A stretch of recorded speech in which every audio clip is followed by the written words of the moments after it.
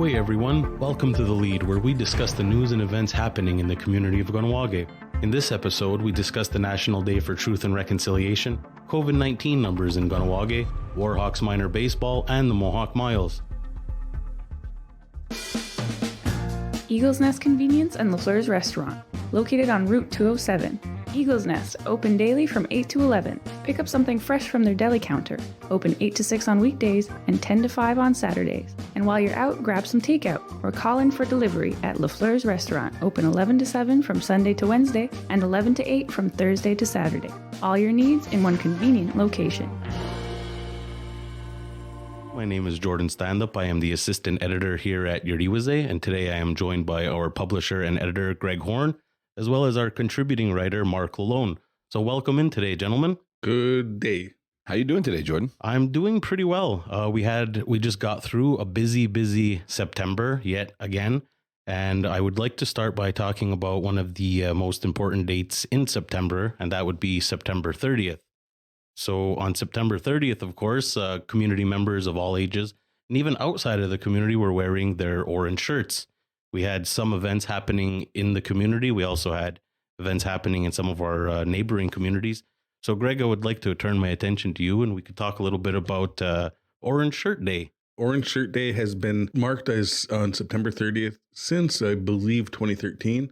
Community has been observing that date since, I believe, right from the start. The backstory is that a woman by the name of Phyllis Webstad from British Columbia talked about her story with residential school and how she went to, on her first day of residential school, she had a brand new orange shirt. And she was very proud of it, and she was very happy to be wearing it on her first day of school.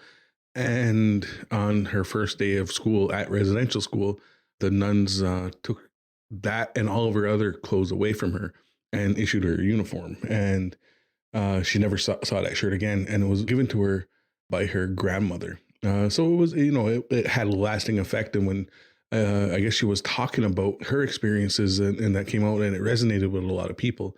And so September 30th was designated as Orange Shirt Day to mark and honor the survivors and those who never came home from residential schools.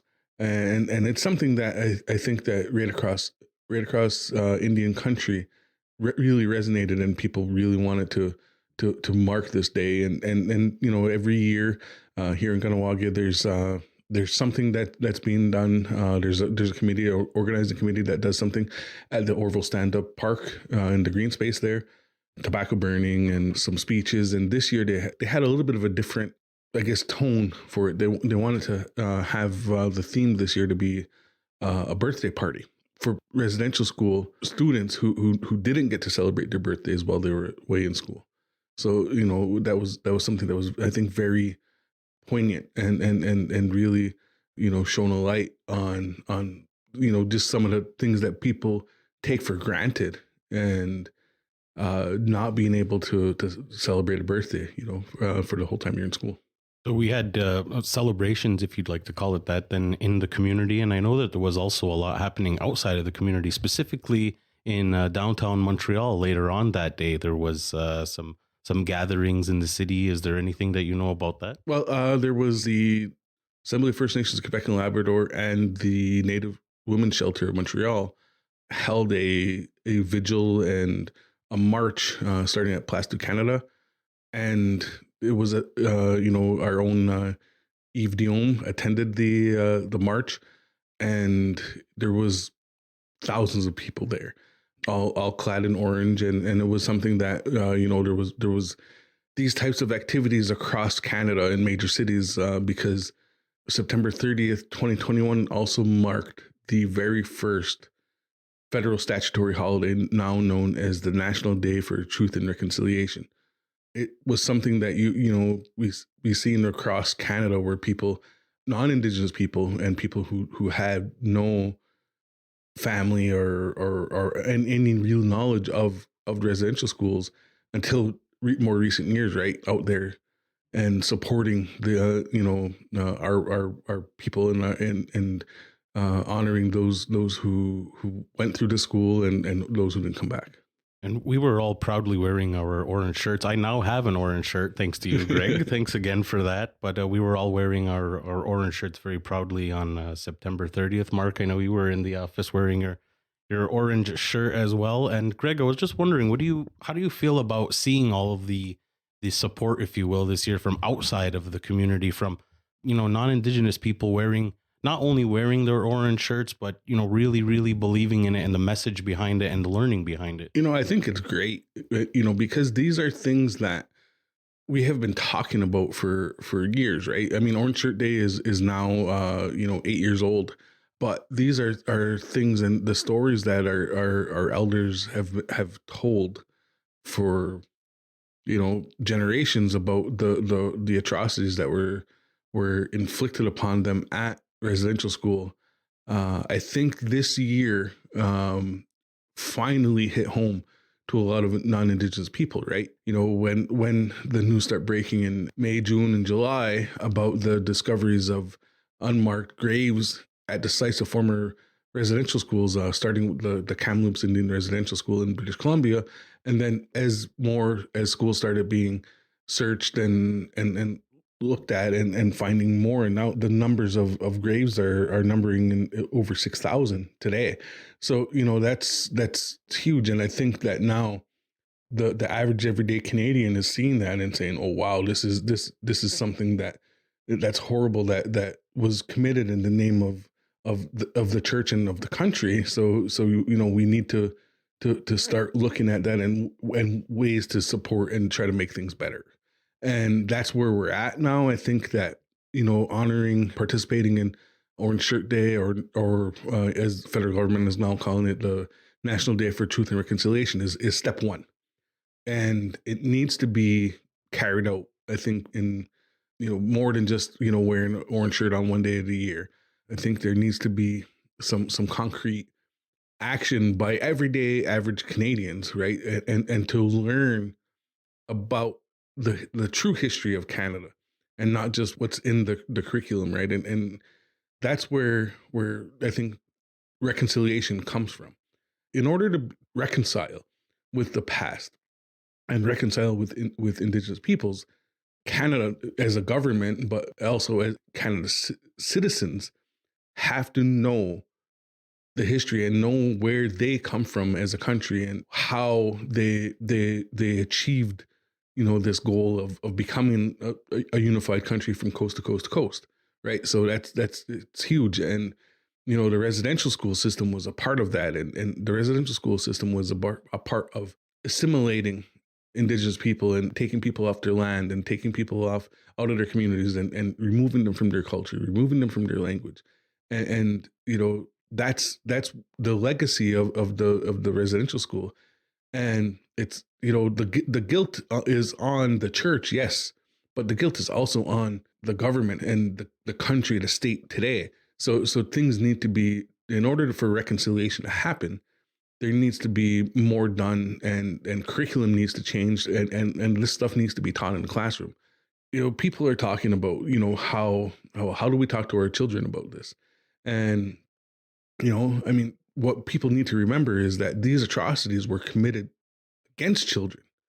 This needs to be talked about and discussed, in every classroom across Canada.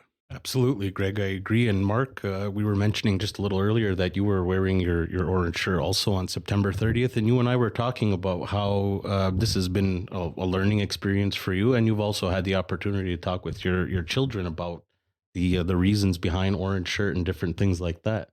Yeah, my kids are 16 and 12, and they're legitimately horrified that any Canadian could be taken from their home, sent to a school hundreds of miles away, stripped of their identity, stripped of their life, stripped of their language, stripped of their religion, stripped of all that makes them them. And maybe they never come home. It's a huge, we're talking about an issue that will end up affecting, I don't know how many. 150,000 Indigenous children were taken from their homes and sent to residential schools. And how many never came back, we don't know yet. Yeah. That to me, that's the biggest tragedy of all. The residential school concept in and of itself is horrifying, but the fact that those kids never came home, the fact that those kids never came home. And there's also the other aspect is there's the people who did come home, who didn't really come home. Right. It not in any way that mattered. Yeah. Yeah. So, and there's also another issue is that there was entire communities that had no children for the school year or for however long. You know how empty that must have felt for these communities, and then how do you cope with that? You know, there's no children around. So that's a whole segment of your community that's gone, and then that turns into substance abuse and other things, and and then the intergenerational trauma that's now there, and because you have kids that are in school being abused and being beaten and everything, and then when they become parents, they didn't learn from their parents. They don't know how to parent, right? Because they didn't learn from their parents, and their parents don't know how to parent either because they were removed from their children were removed and put in residential schools. So it creates this cycle of just a disconnect between parent and child. Yeah, absolutely. It's a cycle of self-abuse, Greg. As you say, it's a community bereft of children. The community doesn't know how to, certain people. I know if my kids were taken away from me, I don't know how I'd handle it. I don't know what I would do. I don't know that I'd be able to keep going, frankly. So, being able to discuss this issue with my kids, being able to discuss this issue with other non-Indigenous people such as myself, only serves to be able to bring some attention to it. And as you say, Greg, I feel like the only way for people to really come to some level of truth and reconciliation would be for some sort of reckoning, and it has to hurt a little bit. It has to hurt. We say the words, every child matters, and we need to remember those words every single day and just say those all the time, not just on September 30th, of course. And it would be almost impossible not to talk about COVID-19. So, Greg, I'll be directing some of my attention back to you. You were looking into some of the Delta numbers recently and percentages, a little bit more specifically toward the younger children. Since mid-July, when the community entered the fourth wave, there is approximately 120 confirmed cases as of 5 p.m. on October 1st. Now, we don't know exactly how many of those cases are from the Delta variant, but it's believed that it's a high number. It's a high percentage of those cases that are of the Delta variant. From that, out of the new cases, 103 cases were unvaccinated, and I think 16 were vaccinated, either partially vaccinated or fully vaccinated. And of those cases from the fourth wave, 45 are those in the age group of 0 to 9 years old. So those are people who have not had the opportunity to be vaccinated at this point in time. And school year just started, so we've returned to an in-class setting for school this year. So we're obviously going to see a little bit of an increase, but to see that 45 out of 120 is children in that age group is a little alarming. Especially given it's something that you've mentioned quite a few times already, Craig, is that there is no, they can't get vaccinated yet, as you were just mentioning. So it's the population or that age group is going to be a concern moving forward. Yeah, and Pfizer has done tests on a reduced dosage for children, I believe 5 to 11. And it's showing that it's effective after 2 doses. And that data is supposed to be submitted to Health Canada in the coming days or weeks. And it looks like there's going to be an approval for Pfizer to be administered to kids of that age group, maybe by the end of this year or early 2022. It's not set in stone just yet because the data has not yet been sent to Health Canada. Moderna is also conducting its own studies on children that I think as young as 6 months old to 11 or 12 and looking at being able to administer it to those age groups too. Yeah. And I know it's still early, relatively early into the school year, but I have two kids in the school system, the local school system, and I know that the schools are doing a fantastic job with all the safety measures. But already I've been in a circumstance where I've had to, stay at home a few days with, one of my children being sick or both. So it's the struggle. The struggle definitely continues, as we send our kids back out into the world, but then also at home. So we're reminding everybody to continue following those safety measures. Make sure you're staying as safe as possible. Yeah, for sure. And I think there's another aspect too that kind of emerged to in this past month, regarding COVID-19, and it's the the proof of vaccination requirement for some non-essential businesses and activities that are happening, in Ganawage and outside of Ganawage. And I think there's a difficult, position that the community has been put in because of Quebec, and with Quebec mandating that in order to get to restaurants, movies, concerts, bars, a whole slew of things, hockey arenas and stuff like that, that you need to be fully vaccinated. And that act by Quebec has put Ganawage in a very, between a rock and a hard place, right? Because throughout the pandemic, I think Ganawage has handled itself and made decisions that are best suited for the community and have been different than what Quebec has done, right? But in this instance, it puts us in a rock and a hard place, because if we don't require as a community vaccine, proof of vaccine for these non-essential activities, and the outside world knows about this, the people who can't go to a restaurant in Montreal because they're not vaccinated, or because they're anti-vaccine, or whatever the case may be, they could come to our restaurants and overrun them and make it difficult for community members to go to a restaurant in the community. So, it becomes a very difficult position, right? Yeah, absolutely. And of course, as the pandemic unfortunately continues, people want to keep it locked to your Diwize for all of the latest information regarding COVID-19 and the Delta variant in our community. Jowardodu is a place where many of our community members will go to relax, or, a lot of people have cabins up there. Some people are in Jowardodu for hunting. Unfortunately, in the month of September, there was a fatal incident that happened in our sister community. Yeah, that was a very sad and unfortunate event. We got a couple of reports that there was a hunting accident over in Jowardodu. Speaking with the peacekeepers, and MCK, there was an investigation going on, and it looks like, again, we don't know a lot of the details, but two community members were up there hunting, and and an unfortunate accident took place, and one of them was shot and unfortunately did not survive. The peacekeepers had asked that at the time people to avoid the area, and hunting needed to be ceased for the period of their investigation.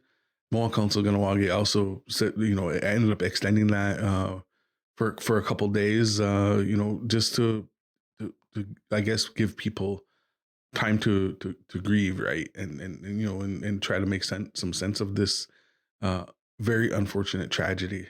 Hunting activities were allowed to resume, I think, by Friday, and the incident happened on a Tuesday afternoon. And again, it's just very, very sad. And of course, we send our condolences out to all of the family and friends and everybody involved in that terrible circumstance. Moving along, we're talking a little bit more. This actually takes me back a little bit to the summertime, and I just wonder if you guys are getting a little bit of baseball fatigue, because I know that you guys have been busy at just about every ballpark in Ganawage and in the surrounding communities over the summer. But our U9 Warhawks Purple girls were able to cap off an incredible season with a silver medal in the minor baseball playoffs. And Greg, I know you had the opportunity to check out a little bit of that championship tilt. Yeah, I stopped in for a bit. It was a busy Saturday morning. I was there for, I think, about an hour or so. And the girls they played very well against a very strong team from, I believe, Pierrefonds. And unfortunately, they didn't they didn't win the championship game, but I mean, you got a team from Ganawagi that there's a lot of first year players. Again, baseball is one of those sports that, due to the pandemic, has seen an increase because it was one of the only sports that was allowed to happen last year and this year. So seeing this the U9 squad come in second was phenomenal. To go and watch that team play is something else, because one of the coaches is a first language Mohawk speaker. Another one of the coaches is a Mohawk teacher, and they've been incorporating Ganyageha into the game. And the kids are all yelling at each other and encouraging each other in Mohawk, and it's just really something that's really nice to see. And not to be outdone, the U12 Mohawks girls also went on to win a silver medal in soccer. They were battling it out in Valleyfield, I believe, just a few weekends back. Yeah, that was a really good game. They were down, I believe, 2-0, and then came back. They made it by halftime. I think they made it 2-1, and then in the second half, I think near the end of it, they managed to tie it up 2-2. But I think it was in the last minute or so, one of the girls took a penalty inside the box in front of the net, and was the other team was awarded a penalty kick, and unfortunately they scored on the penalty kick and won the game 3-2. We have to give a shout out to the coaching staff of the U12 Mohawks, Harry Rice and Dega Daibo. They were throughout the season, just everything that they're doing for their team and the commitment that they show to these girls. And we've spoken to Harry in the days after and even leading up to this game. And Harry is just so passionate about the game, about his team and everything like that.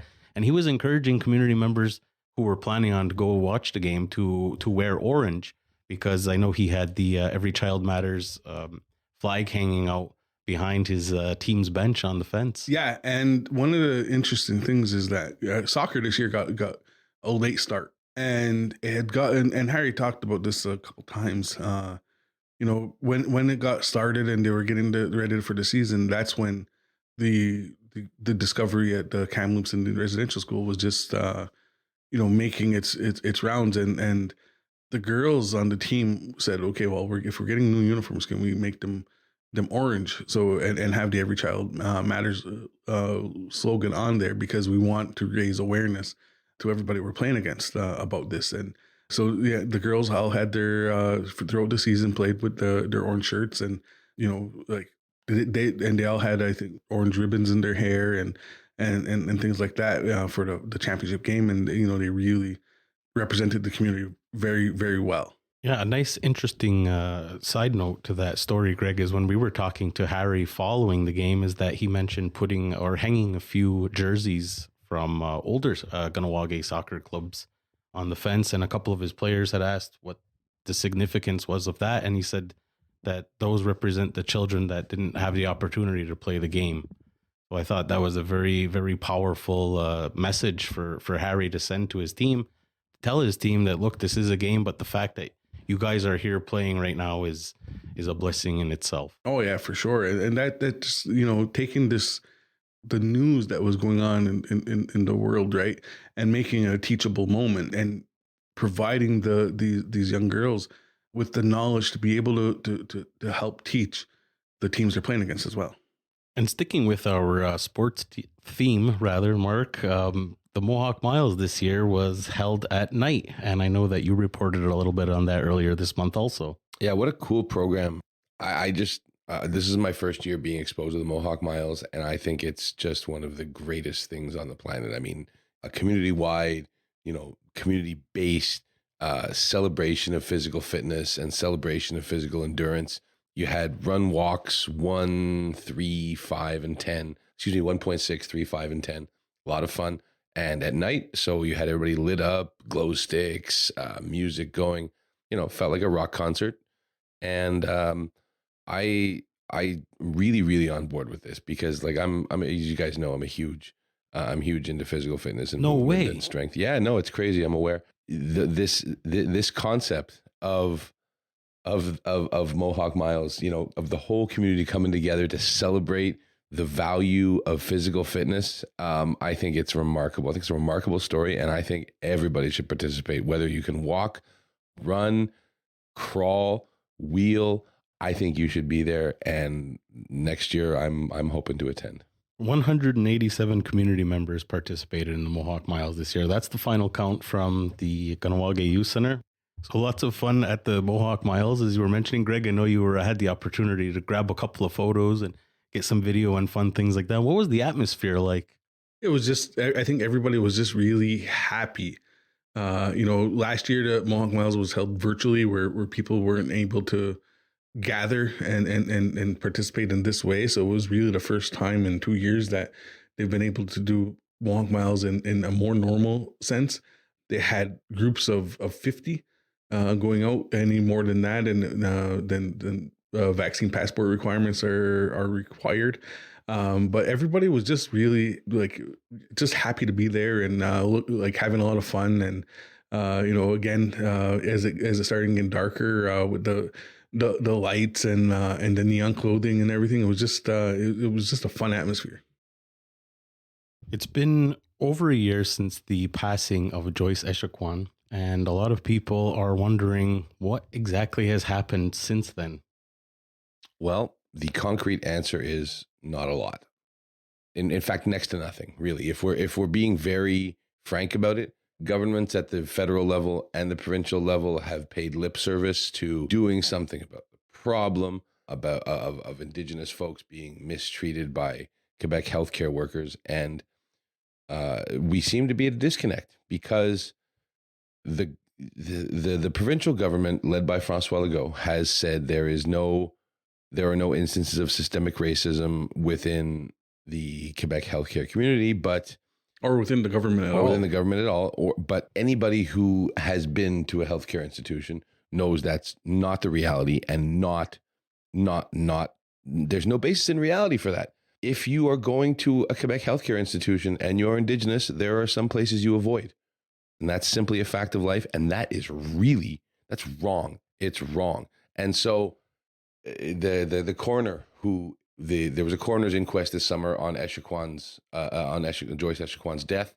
The report dropped Friday, and there will be a press conference this week. The government will comment further, and Gian Kamel, the coroner, will comment further. But essentially, her report said this was a preventable death, and while accidental, the situation was exacerbated by racism and systemic racism, and that the government needs to admit there's a problem before they can fix it. Everybody seems to agree, but the government, that there's a problem, and yet we are unable to fix it. So François Legault will comment, and I believe that's going to be that'll have to be the first domino to fall in any campaign for the Quebec government to enact some sort of level of reconciliation. The federal government has made some lip service attempts. The provincial government has done next to nothing, with the exception of the appointment of 2 community liaisons at the Joliette Hospital to be filled by members of the Manawan community, of which Joyce Echaquan was a member. And those 2 community liaisons are responsible for helping ease the transition of Indigenous patients at that hospital. That being said, that's literally 2 jobs that have been created in Quebec in a year. 2. With Quebec just consistently, our Legault's government consistently denying the existence of systemic racism is, it's a joke. I mean, you look at, the treatment of Joyce Echaquan as one example, and that's had the worst possible outcome. But Quebec also not making September 30th a statutory holiday like the federal government has done is another example. And last week, Quebec Premier François Legault had said that, well, we're not making it a statutory holiday because we need productivity. Basically saying, well, we need to keep things open because, this isn't a holiday for us. But that opens the door to, well, why does Quebec celebrate other statutory holidays? And when it could use productivity on those days as well. Mm-hmm. Absolutely agreed. And to further muddy the waters in terms of how Quebec sees September 30th. We were just talking in the office about last week about Howard S. Billings High School sent some emails home to Gunnawage parents whose kids go to that school saying, make sure to send your kids to school on September 30th because that's the day that the Quebec government counts every student in terms of how they fund the school boards and the individual educational institutions, which, as we discussed, is tone deaf at best and downright sinister at worst. I think that's the word we used. And frankly, it reeks of, on one hand, oh, well, oh yeah, Indigenous people are important. Indigenous people are important, but the one day we have set aside for Indigenous people, make sure you don't celebrate it. Like, that's a huge disconnect. That's a giant disconnect. Yeah, and again, it needs to be pointed out that it's not just Billings. It's the Quebec Education Ministry as a whole. Yeah. As a whole, yeah. And Billings is in this instance was like, okay, we need to send out this message to our parents because in case they're missing, but I also gave the opportunity saying if your child isn't here, there's some forms that need to be sent home and need to be filled out for them. Right. So, again, it's not Billings per se. We're not, and don't get me wrong, I'm not coming down on Billings here. I'm coming down on the notion that September 30th has to be the day we count all students. Why can't it be September 27th? Why can't it be October 3rd? Why can't it be September 20th? This arbitrary date, it could easily just be moved one day in order to accommodate September 30th. It's a real easy get. Yeah. But they won't, the education ministry won't even lift a single finger to acknowledge this massive date. I got to be quick to point out that this is only just scratching the surface in terms of news and events that have happened in and around our community throughout the month of September. We could go on and on and on. But with that being said, I'm just wondering what you guys might be looking forward to either covering or just, maybe doing something in your personal time during the month of October. That is a great question. October is maybe my favorite month of the year because I'm a sports guy. You got the NHL, you've got the NBA, you've got the CFL and the NFL in full swing, and Major League Baseball is wrapping up its season. So there's all kinds of fun things to watch. There's all kinds of fun pop culture things on the way. But what I'm looking forward to most between you, me, and all of our listeners is I'm really looking forward to spending the month of October. It's a great month to be outside. So I'm going to get out with my kids once every weekend. And we always do some sort of major outdoor activity, like a hike. We'll go apple picking. We'll go, we'll drive down to Old Montreal, or we'll drive up to Montrigo. And we'll just walk, spend the day outside and enjoying life. And so those are the things I get the most excitement out of in October. If I could hazard a guess, I would imagine that Greg might be playing golf at least once or two more times, or at least I know you'd like to. So what are you looking forward to, Greg? Improving my golf score if I could. I was pretty close, wasn't I? I think as we're going through October, like Halloween is coming up, and all the activities surrounding that, and looking, just seeing James Day is posting a bunch of different things, activities. Cool. For the Haunted Woods, there's the Haunted Woods is making its return. There's gonna be a haunted drive-by and haunted mini putt.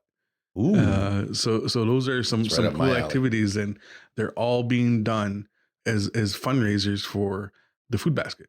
Yeah. So those are some really cool things that a lot of community members will be able to get to see. Lots to look forward to in the month of October. And I know that both of you guys have full to the brim schedules. So thanks for taking a few minutes to join me today, gentlemen. It's a pleasure.